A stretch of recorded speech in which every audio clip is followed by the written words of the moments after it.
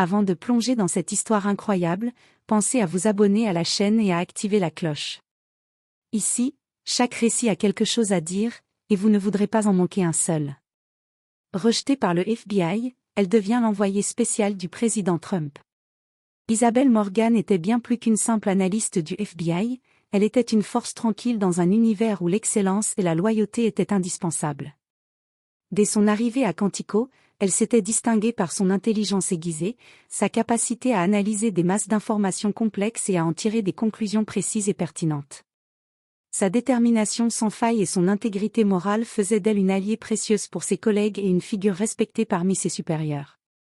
Originaire d'une petite ville industrielle de l'Ohio, Isabelle avait grandi dans une famille modeste mais soudée, où la notion du devoir et du service public avait toujours été au cœur des valeurs inculquées par ses parents. Son père, vétéran de l'armée, lui avait appris dès l'enfance que défendre son pays n'était pas seulement un honneur, mais une responsabilité. Sa mère, enseignante passionnée, avait nourri son esprit curieux et critique. À l'université, Isabelle s'était spécialisée en criminologie et en cybersécurité, un domaine alors émerge. Elle rêvait de mettre ses compétences au service de la justice et de la sécurité nationale. Sa rigueur et son sens de l'analyse lui valurent une place très convoitée au FBI. Pendant des années, elle travailla sans relâche, souvent jusqu'à tard dans la nuit, menant des enquêtes complexes sur des réseaux de cybercriminalité, du terrorisme intérieur et des affaires de corruption. Elle avait contribué à déjouer plusieurs attaques majeures, et ses rapports étaient réputés pour leur précision et leur impartialité. Pourtant, ce fut précisément cette rigueur et cette volonté de dire la vérité, sans compromis, qui la conduisirent à sa chute. Un jour, lors d'une enquête délicate portant sur des liens entre certains agents du FBI et des intérêts politiques obscurs, Isabelle découvrit des éléments troublants. Elle documenta méticuleusement ses conclusions, mais au lieu d'être félicitée, elle devint soudainement la cible d'une machination insidieuse. Accusée sans preuve tangible de fuite d'informations sensibles, elle fut convoquée à une audition interne qui se transforma rapidement en tribunal d'opinion. Des agents influents, qui voyaient d'un très mauvais œil ses investigations, orchestrèrent une campagne discrète pour la discréditer.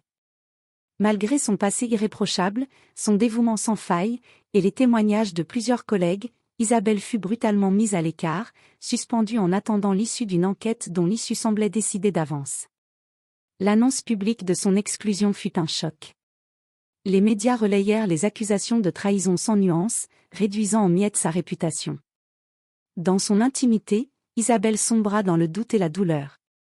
Comment une femme qui avait tout donné pour son pays pouvait-elle être ainsi broyée par le système qu'elle servait? Elle se demandait, parfois en pleine nuit, si elle n'avait pas rêvé trop grand, si sa quête de vérité n'avait pas été naïve face au jeu de pouvoir. Mais elle savait, au plus profond d'elle-même, qu'elle n'avait rien fait de mal. Elle était devenue un pion dans une guerre de clans invisibles, un bouc émissaire sacrifié pour protéger des intérêts bien plus puissants. Dans l'ombre, certains agents haut placés craignaient ses découvertes. Ils voulaient l'écarter définitivement, l'empêcher de dévoiler des vérités qui auraient pu faire trembler les fondations mêmes de l'agence. Isabelle, blessée mais pas vaincue, prit alors la décision de se relever. Sa chute ne serait pas la fin de son combat, mais le début d'une nouvelle bataille, plus difficile encore, celle de rétablir la vérité, envers et contre tous. Pendant plusieurs mois, Isabelle vécut dans une quasi-obscurité. Privée de son emploi, coupée de ses anciens collègues, elle errait entre désillusion et solitude. Ses journées s'écoulaient dans un silence pesant, loin des bureaux où elle avait autrefois brillé. Pourtant, loin de sombrer dans le découragement, Isabelle s'accrochait à une conviction profonde, la vérité finirait par éclater. Elle consacra ce temps à poursuivre, en autodidacte et dans la discrétion la plus totale, ses enquêtes inachevées. Chaque dossier qu'elle avait laissé de côté sous la pression reprenait vie sur son bureau improvisé dans l'appartement modeste qu'elle avait loué. Elle passait des heures à analyser des documents, recouper des informations, chercher des incohérences dans les rapports officiels. Isabelle savait que ses recherches ne pourraient jamais être rendues publiques de manière classique sans risquer de se faire à nouveau censurer ou attaquer. C'est pourquoi elle établit un réseau de contacts de confiance, des anciens alliés restés en marge du système, des journalistes d'investigation prêts à l'écouter, et surtout, un contact discret, un intermédiaire prudent qui savait comment atteindre les plus hautes sphères du pouvoir. Un jour, Grâce à cet intermédiaire, elle réussit à transmettre un rapport confidentiel directement au cercle rapproché de Donald Trump, alors président des États-Unis. Ce document, fruit de plusieurs mois de travail acharné, mettait en lumière des failles majeures dans la sécurité nationale, révélait des dysfonctionnements systémiques au sein du FBI et dénonçait des manipulations politiques dangereuses qui menaçaient l'intégrité des institutions. La précision des faits, la rigueur de l'analyse et l'impartialité d'Isabelle surprirent immédiatement l'équipe présidentielle. Ce rapport fut jugé d'une crédibilité remarquable, un rare témoignage venant d'une experte exclue et pourtant parfaitement informée. Peu de temps après, Isabelle reçut une invitation formelle pour un entretien à la Maison-Blanche. C'était une occasion unique, mais aussi une immense responsabilité. Le jour du rendez-vous, dans le bureau ovale, elle trouva face à elle le président Donald Trump, connu pour son franc-parler et son exigence de résultats concrets. Calme et posée, Isabelle exposa ses constats sans détour, sans emphase, en appuyant chaque argument par des faits précis et des propositions claires. Elle expliqua comment certaines dynamiques internes au FBI nuisaient gravement à la sécurité du pays et comment, en tant qu'analyste indépendante, elle avait pu documenter ces dysfonctionnements. Donald Trump, qui avait toujours cherché à s'entourer de personnes capables de voir clair au-delà des faux-semblants et des jeux de pouvoir, fut impressionné par la lucidité d'Isabelle. Il reconnut en elle une alliée précieuse, une experte courageuse prête à remettre en question le système pour le réformer.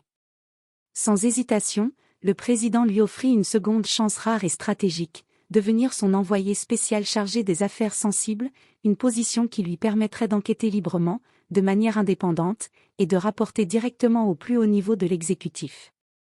Isabelle accepta cette mission avec une humilité mêlée d'une détermination nouvelle. Elle comprit alors qu'elle disposait enfin des moyens et de la liberté d'action nécessaires pour mener son combat, loin des entraves bureaucratiques et des pressions politiques qui l'avaient jadis étouffée. La première mission d'Isabelle en tant qu'envoyée spéciale du président n'était pas une simple formalité, elle devait enquêter sur un réseau clandestin de corruption infiltré au cœur de plusieurs agences fédérales.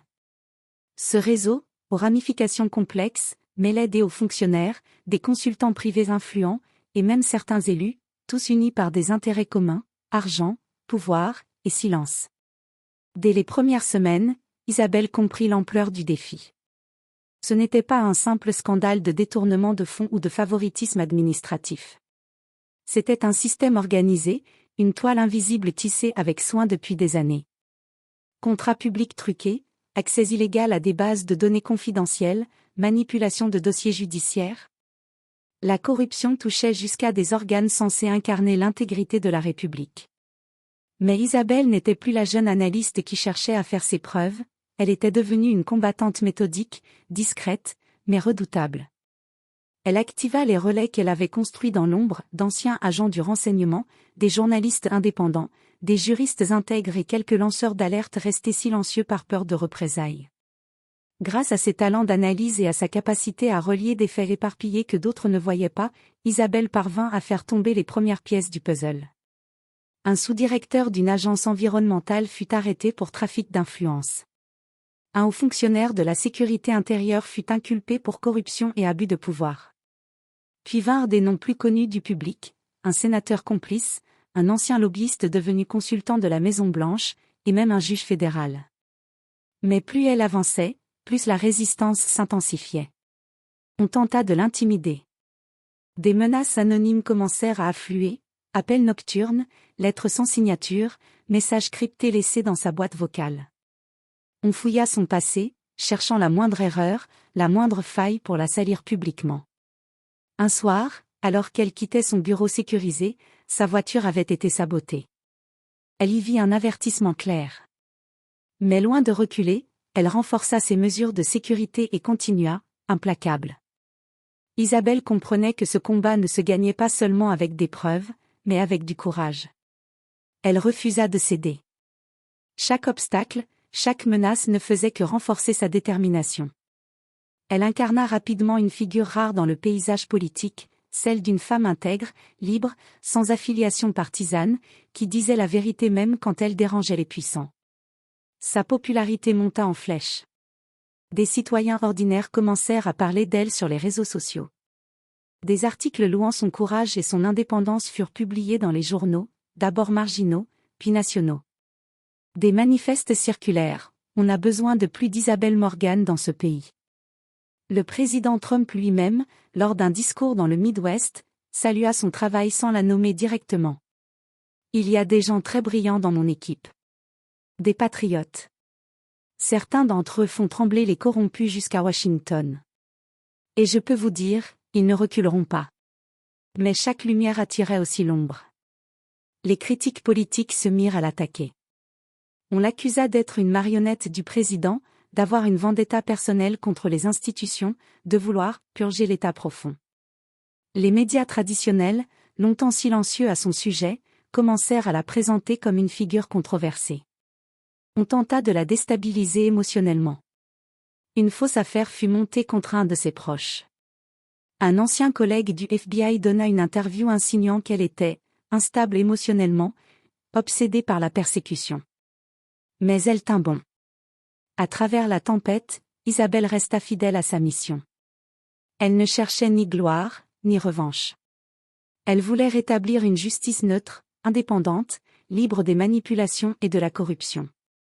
Et dans ce combat, elle gagna bien plus qu'une revanche personnelle, elle incarna une exigence nouvelle, celle d'un pays fatigué des mensonges et prêt à écouter ceux qui osaient parler vrai.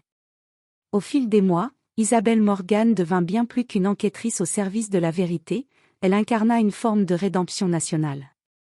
Forte de la liberté que lui conférait son rôle d'envoyée spéciale, elle s'attaqua à des dossiers que l'État avait volontairement enfouis ou laissés moisir dans l'oubli. Des affaires classées sans suite, des disparitions d'agents, des détournements de fonds étouffés sous des couches de bureaucratie. Isabelle, méthodique et inébranlable, les ressortait un à un, comme on exhume des vérités dérangeantes que l'on préférait ne jamais revoir à la lumière du jour. Par son travail rigoureux, elle remit en question des décisions politiques anciennes, identifia des failles institutionnelles profondes, et redonna la parole à des victimes ignorées depuis trop longtemps. Elle rouvrit notamment un vieux dossier classé en 2009 sur un vaste réseau de financement illicite d'armement, impliquant des entreprises américaines de défense et des responsables de haut rang. Ce scandale, autrefois balayé d'un revers de main, mena cette fois à l'inculpation de plusieurs hauts fonctionnaires et à la mise en place de réformes drastiques sur la transparence des marchés fédéraux. Isabelle ne se contentait pas d'accuser, elle proposait des solutions. Son approche n'était pas punitive mais reconstructive. Elle voulait réparer, pas détruire. Elle travailla étroitement avec des juristes, des experts civils, des comités éthiques pour rétablir des protocoles de contrôle et créer de nouvelles structures de surveillance autonomes. Grâce à elle, plusieurs agences fédérales adoptèrent de nouvelles chartes internes, renforçant la responsabilité et les mécanismes d'alerte. Son passé de rejeté, autrefois évoqué avec mépris dans les cercles du pouvoir, se transforma peu à peu en un symbole d'indépendance et de résilience. Ce qu'on avait voulu utiliser pour la détruire devint l'élément même qui légitimait sa mission. Le public la percevait comme une femme qui avait tout perdu à cause de son intégrité et qui avait refusé de renoncer. Dans les universités, on commença à citer son parcours dans les cours de droit public et de sécurité nationale. Des jeunes femmes envoyèrent des lettres de soutien, voyant en elle un modèle, une preuve vivante qu'on peut résister à l'injustice sans renier ses valeurs. Les médias, qui l'avaient autrefois attaquée, durent revoir leur position. Plusieurs chaînes lui consacrèrent des documentaires. Un journaliste d'investigation chevronné résuma ce que beaucoup pensaient tout bas. Isabelle Morgan a fait en 2 ans ce que des commissions sénatoriales n'ont pas osé faire en 2 décennies. Mais au-delà des projecteurs, elle gardait la tête froide. Elle savait que la lutte n'était jamais terminée. Chaque victoire révélait de nouvelles résistances. Chaque vérité exposée appelait à plus de prudence, plus de rigueur, plus de courage. Pourtant, Isabelle avait déjà prouvé l'essentiel, que la vérité ne pouvait être étouffée indéfiniment, que les puissants ne sont pas intouchables, et qu'une femme seule, armée de conviction, pouvait faire trembler les piliers les plus enracinés du pouvoir. Elle avait changé le cours d'enquête, puis le cours d'institution. Et à travers elle, elle avait contribué, silencieusement mais durablement, à changer le cours d'une nation.